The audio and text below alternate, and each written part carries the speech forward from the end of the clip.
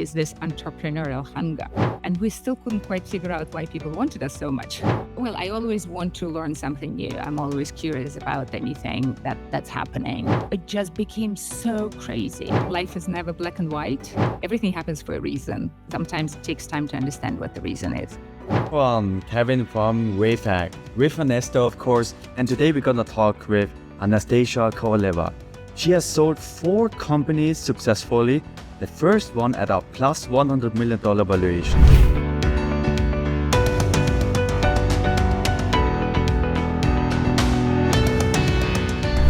And in this episode, we talk about the exit itself, or kind of something like an exit paradox, actually. Like what happens with your inner self when you sell a company, like when money is really not a big deal for you anymore. And also, like we talk from first time founding a company to what actually makes you successful, right? We go through that journey, like how to build a product people really love, and just a really cool conversation. And yeah, if you got a couple minutes, definitely check it out. There's a lot to learn, a lot of wisdom here. And yeah, let's go. WaveAct, the web-free software company that understands what you want. Sold 4 companies, the first one being at the valuation of plus $100 million. Yeah, that's correct. Listen. An easy journey, I guess. So what made you push through all these hard times and doing it over and over again? Well, my motivation evolved over time. Like many of us, it started with a mix of financial hunger and insecurities and the desire to prove myself and just natural curiosity and creativity. Then over time, it evolved into, the fear of stopping, because after the first sale, I was very worried of becoming irrelevant. I didn't understand it at the time, but I just felt it was actually the easiest way to feel good about myself again and to feel relevant was to start another business. So that was the real motivation, if I'm honest. But then over time, I kind of grew up and developed the very healthy, very rewarding and fulfilling motivation I have now, which is to help others. I think for most of us, now that I look back and now that I've interviewed so many other exit founders, for most of us, this is a common pattern. We just kind of grow and become less selfish over time and actually become really caring about our customers. Like early on, most of us just say we care about customers, but we start caring about them at some point. So that is basically it, that it changed over time. That reminds me of these different sets of motivations, right? You mentioned fear, also like that urge to help people. And if I recall it correctly, I read a post about it a while ago. Of course, monetary, extrinsic, intrinsic, there are a lot of different motivations. But it's always really interesting to hear that core motivation, of course, evolves as we change, as our life changes, right? Yeah. As life changes. I've learned an interesting lesson recently from my 18-year-old son, who is very entrepreneurial, because he started being very entrepreneurial around 13, and his motivation was purely financial and the desire to be important and all of that. And my first reaction was a bit negative. I was like, why are you like that? It's not whom I was trying to raise you to be. I want you to care about the world and making the world a better place. And then I kind of learned my lesson of humility through him. And I'm very grateful, because I realized that whatever our natural motivation is at the time, it's beautifully natural. And as long as we let it move us forward with energy, it's probably a good thing. It doesn't have to be this kind of idealistic thing of making the world a better place. If you are young and hungry and ambitious, it's absolutely perfectly fine to just want to get some money first and then see what happens. That's really interesting. Maybe let me give you a quick context of what from my end. I funnily started from the other end. I was on the impact side first, and then had to switch over because, of course, you need to gain these skills first before you. Also, that's just my humble view right now, at least, and need to develop your entrepreneurial skills first, and that motivation usually comes with that focus. Okay, I need to make money, right? Instead of let's just create an impact and money just flies into the door. I don't know. Yeah. Like just out of curiosity, what was one of the biggest differentiators that you think made you successful personally? Probably curiosity. I have a lot of it. I can't tolerate being bored, and I see that trait a lot among other exited founders. We share that, and I think if I look back, if anything, I would nurture that trait even more. I think it's a very good motivator. What kind of curiosity? Because well, I always want to learn something new. I'm always curious about anything that's happening. I'm very curious about my own development over time. I like to understand what's happening. So it literally is curiosity about everything, which is a form of hunger, if you think about it. We may be hungry for money, which for a while, admittedly, I always also were.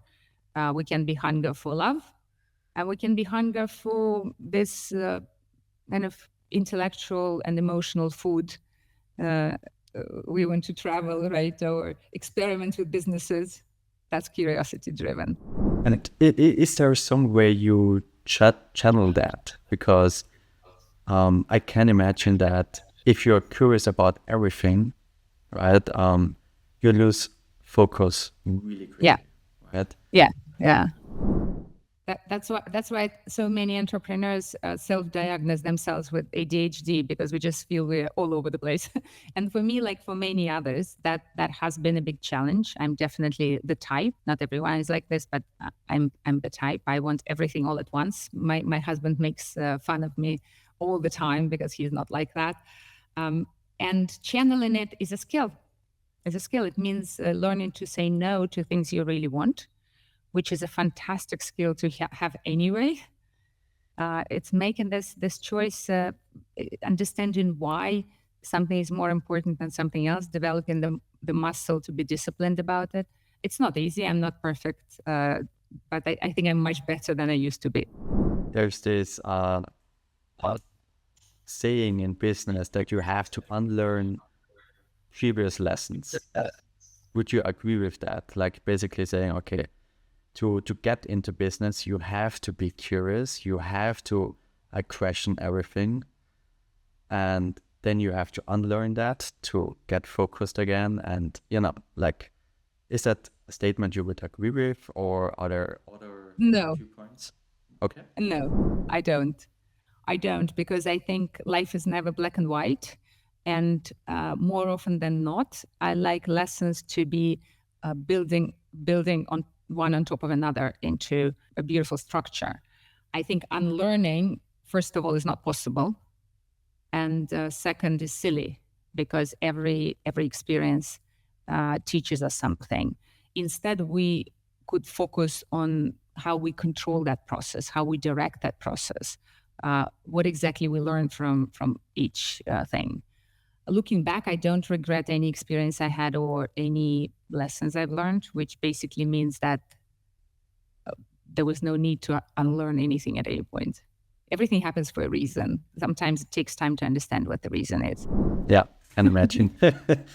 I mean, maybe let's get back to the companies that you have founded. Mm-hmm.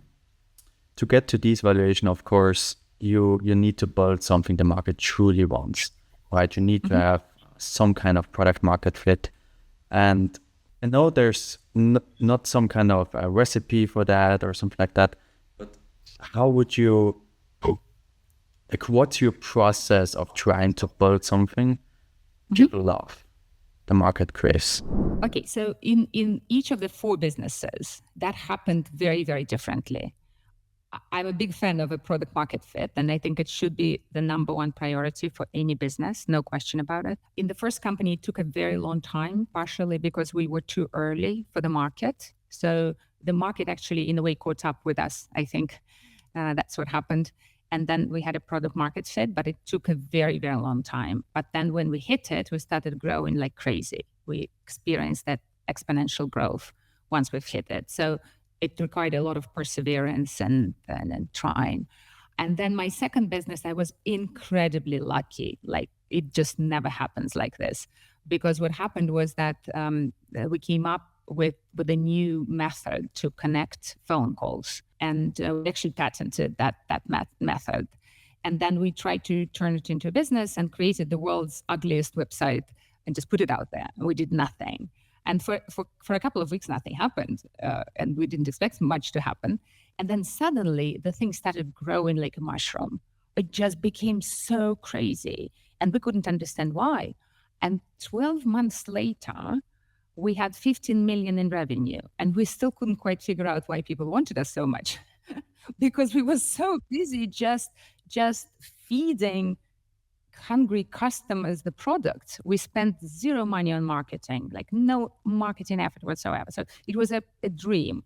And that dream actually, in a way, spoiled me, because after that, I didn't want to do anything that didn't have that. And then it took me a while to kind of become realistic, because, of course, a big part of it was just luck.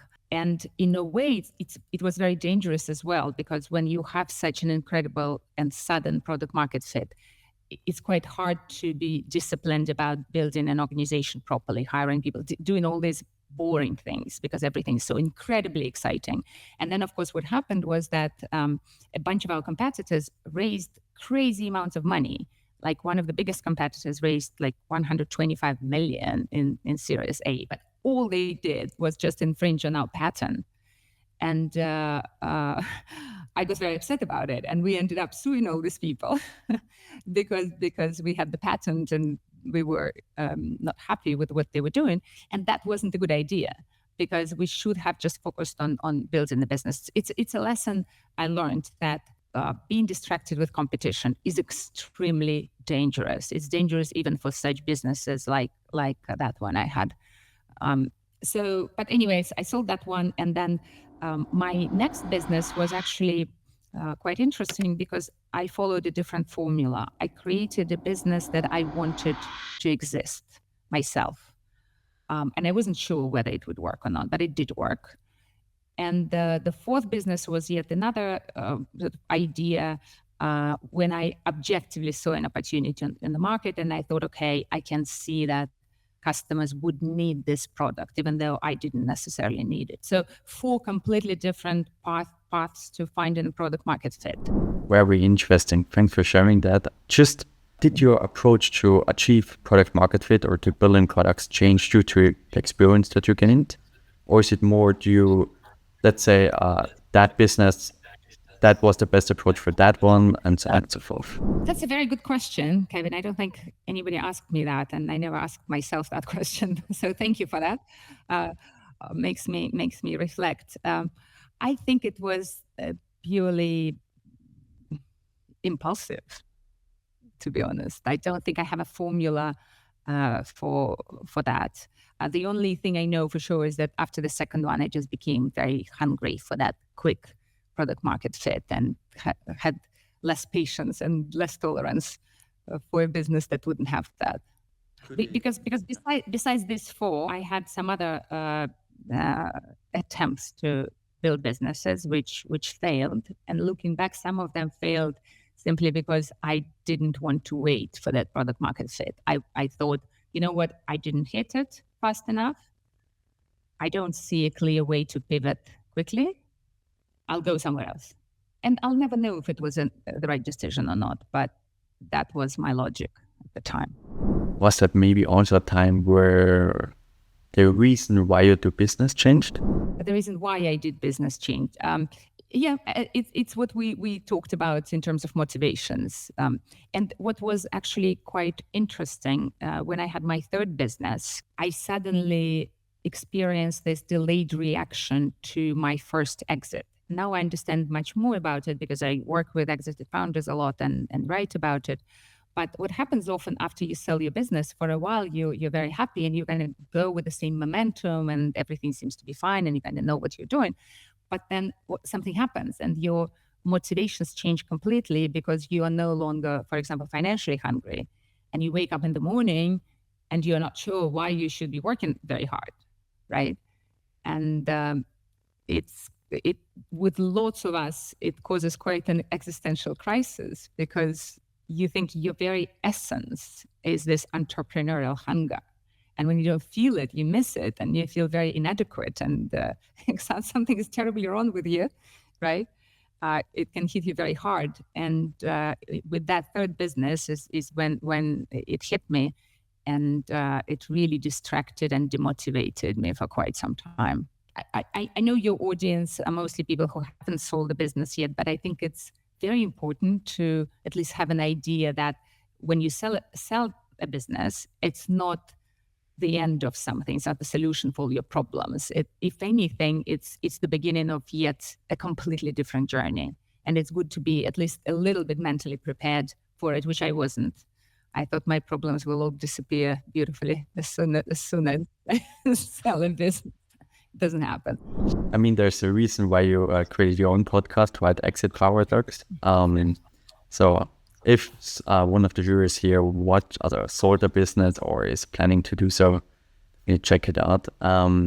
Imagine that this is definitely a crushing experience, right? And there's this saying I personally really like. People that are successful don't have something you don't have. They usually lack something you have. Yeah. I'm sure if you agree with that. Oh yeah, absolutely. Like what I just said, you're much more motivated when you're hungry. And this famous quote from Steve Jobs: "Stay hungry, stay foolish." I changed the way I interpret it quite dramatically over time. At first, I thought it was all about not settling for sufficient money or whatever. And then later I realized there's much more wisdom in it, that we need to find a source of motivation, source of hunger, which can never be satisfied. And that actually is that motivation which I experienced much later when you just want to help people. This can never be satisfied. And that's so beautiful because you're no longer afraid to hit that crisis that I hit when you're financially satisfied. That basically just reminds me of all these metaphors other entrepreneurs came up with, like the infinite game from Simon Sinek and so on and so forth. Like, it's about the process. Like, at first it sounds somewhat shallow, right? But it absolutely makes sense. Yeah. That moment can come much earlier. Yeah. For me, it was like I had it even before I did business with other things too. Right? So it's definitely something I think is also tied to your own character as well, like how much in a need you are of something, right? Until you have to change your inner workings, your goals. Yeah, but again, I think it's a matter of growth, and we don't necessarily need to beat ourselves up to grow faster. It's like, if you beat up a tree, it's not going to grow any faster. I think it's very important to just also respect the fact that we go through changes in our personal development, and that's beautiful. That's what life is about. Quick intermission. If I could ask you for one single favor, it would be that you hit subscribe onto this channel, because it helps our channel more than you can imagine. And the bigger the channel gets, the bigger the guests get. So thank you very much for watching, and let's continue with the episode. We stop growing, we start dying. I really believe that. I mean, About the products that you have built, right? 4 of them, or like 4 big ones, let's say that way. I'm pretty sure there are tons of failures as well, like as most often, and I would love to hear about them too. Yeah. But over all these years, like what makes something truly great, like a product, for example? When was like what were some of the modifications that you have made in order to? That's a good question, but I personally know only one method to get there, which is trial and error. I think trial and error, there's no other formula I know. If you find out, please let me know. You tweak until it works. That's all it is. And then you know when it works because your customers tell you. And they also tell you when it doesn't work, and that's painful. And sometimes it works and then it stops working. But again, that's the rule. That's the game, right? That's the game of entrepreneurship. That's the game of creating a product. It's how we talk to our customers through improving the product. Really, I mean, in the end, they pay for it, and if they don't like it, Yeah, they walk away. absolutely. Yeah, I mean, of course, there are a lot of I can imagine difficulties that you have faced in your businesses. Are there some major challenges that are still on top of your head, right? When you think through all that, or when you evaluate, like, should I do another business? What are some of these mind cinemas, like mind movies that you have? Like, do I really want to make it them? Absolutely. The biggest one is to not go to court. It's the story I told you about when we had such a beautifully natural product market fit and a fantastic product, and I got distracted by the competition. That was very painful, horrible waste, not worth it. And I don't want to do it again. And I was actually a lawyer before I became an entrepreneur, and a fantastic and very successful litigation lawyer told me early on that, and he dedicated his life to going to court. But he said, you go to court, you fail the moment you sue someone. You already fail. You already lose. And I only fully understood it when I went through this, because when we go to court, we lose so much right away. We get distracted. We have to pay lawyers regardless of the outcome and all of that. So no, not doing that. I mean, it's just an emotional drag, right? There are a lot of toxic emotions involved in that on both sides usually. That makes it really difficult. Yeah. And these toxic emotions, they kill the very entrepreneurial, creative drive that you need to cultivate. And I did not realize that at the time. But that can kill it, because we won all the lawsuits, all of them. We either settled well or won them, but it doesn't matter. We still lost. That's a really interesting perspective, because at what point would you say you would still sue someone today? No. No matter what. I would do everything in my power to avoid it. And regardless of what potentially great outcome my lawyers promised me, I would do anything and everything. Of course, there are situations when it's probably unavoidable, but I'm determined to avoid them. Lawyers win always, right? I mean, if I recall correctly, right, you have been into M&A. Is that correct? Yeah, I was an M&A lawyer. Yeah. The pattern. Oh, I think I see a pattern. Very successful entrepreneurs either were in tech, were M&A lawyers, or in sales. Do you think that contributed, like, more or less to at least your first 3 years? It's interesting. I worked at this law firm called Skadden Arps in New York, and it was a fantastic experience in certain ways. For example, the standards in that firm are so high. There are no exceptions for this exceptionally high standard. They make you work so hard that doesn't matter how hard you work afterwards, it's not going to be as hard as they make you work. So they really prepare you in a way as a person for entrepreneurial grind.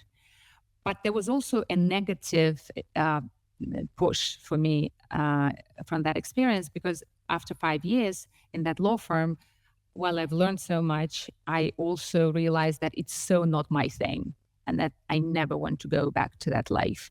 And I was pushed very hard out of it and towards entrepreneurship, because at the time I experienced Silicon Valley for the first time, and I just fell in love madly with the whole culture and the charm of it, and startup ecosystem. I felt like a fish in the water. I was like, oh, fine, finally I'm in my tribe. This is where it is. It was so beautiful. So I was very pulled towards that, and at the same time pushed away from that experience of being a lawyer. And I never looked back. I never regretted leaving the law firm, even though it's a fantastic place for the right people. But you learn about yourself through these kind of experiences, right? It's the only way to know what you actually want. That American or Silicon Valley vibe definitely, colors your life.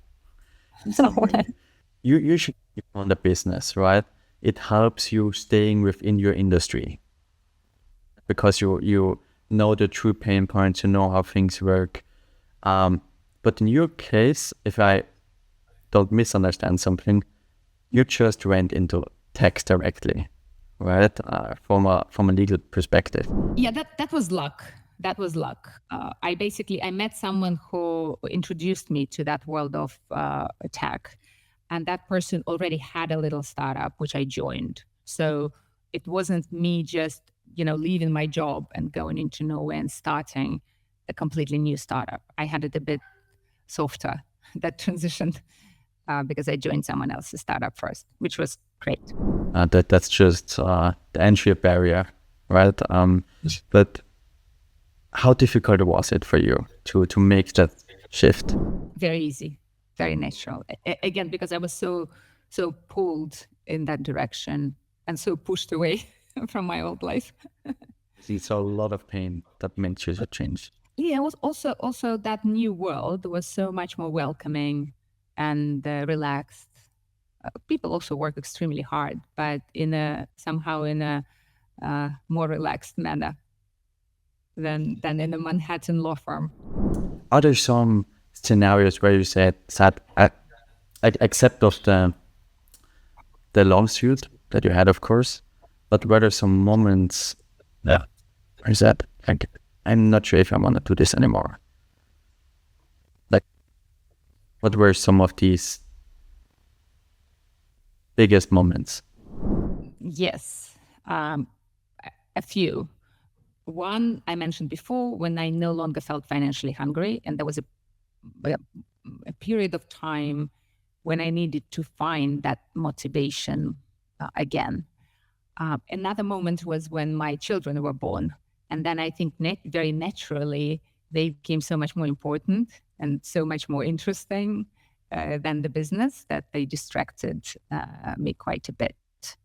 So these two moments were when I doubted I wanted to be doing any business. Yeah, I mean, priorities change, right? And as you said, we have to accept that, right? Or at least we should be willing to work on it. Because in the end, what do we want, right? We want to have a life that's worth living. It looks different for everyone. Is there other? Yeah, no, absolutely. On your end, that you say, I did that, and that's maybe something that most people wouldn't agree with. I firmly believe that we need to prioritize our mental well-being as founders, not just because it makes us happier, but because at the end of the day, we need to be in the optimal state, emotionally and physically, to make these decisions. But we also need to have very clear, simple principles for making these decisions. So, for example, for me, the main principle, which I wish I adopted even early in life, is for any important decision to spend time to stop and really think through the root cause and find that root cause and then address that. And in pretty much every problem I can think about, if I didn't do that, I would be addressing the symptom. And I'm so happy I didn't. And of course, I'm not perfect. So there were situations when I would forget to stop and look for the root cause, just to realize that I went completely off course and started addressing the symptom and needed to go back and reverse the decision or correct it. Do you have an example for that? Well, this actually may happen anywhere in life, right? We can talk outside of a business context for a change. In a relationship, sometimes your partner becomes unreasonable and angry at you, and you may just become protective, and that's the natural reaction to protect yourself from their anger.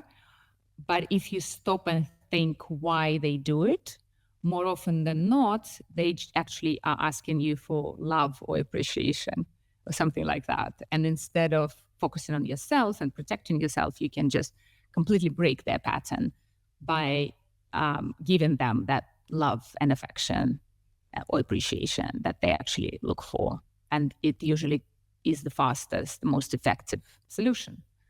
And similarly with employees, they also more often than not get unhappy because they didn't get enough appreciation for their work.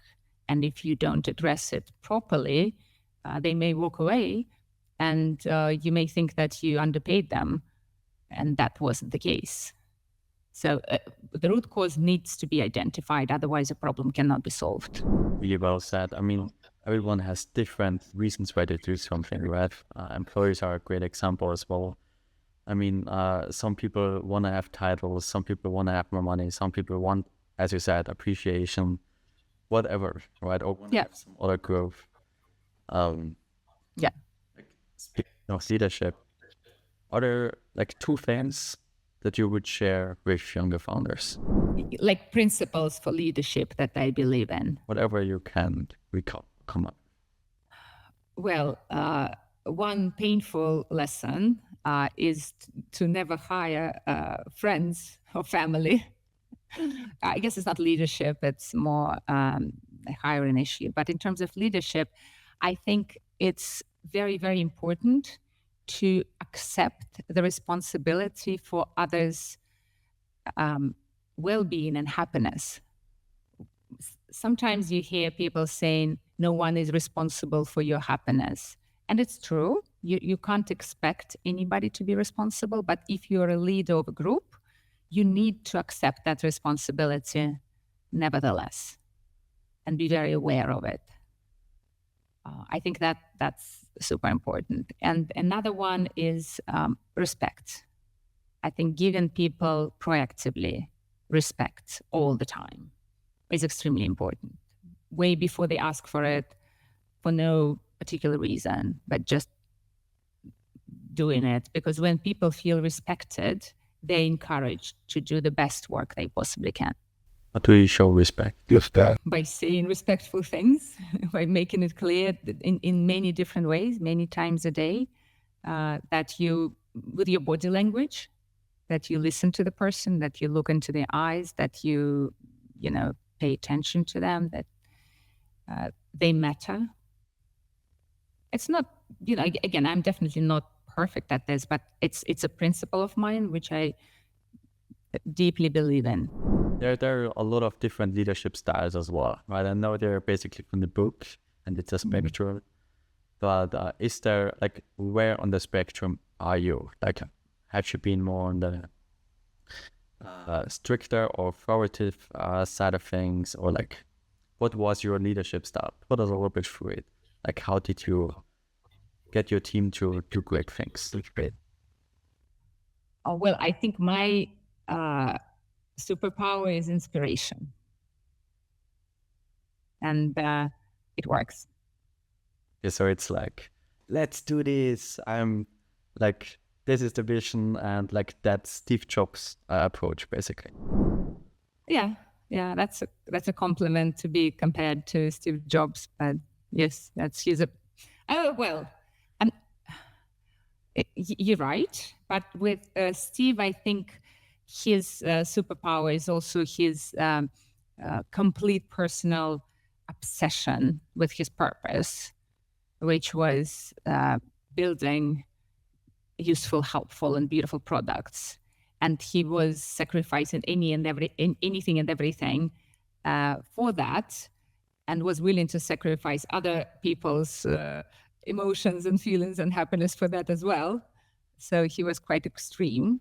But people who were aligned with his purpose were very inspired. Others were quite discouraged, as I understand, by his harshness. So I don't think as a personality I'm similar to that, not at all.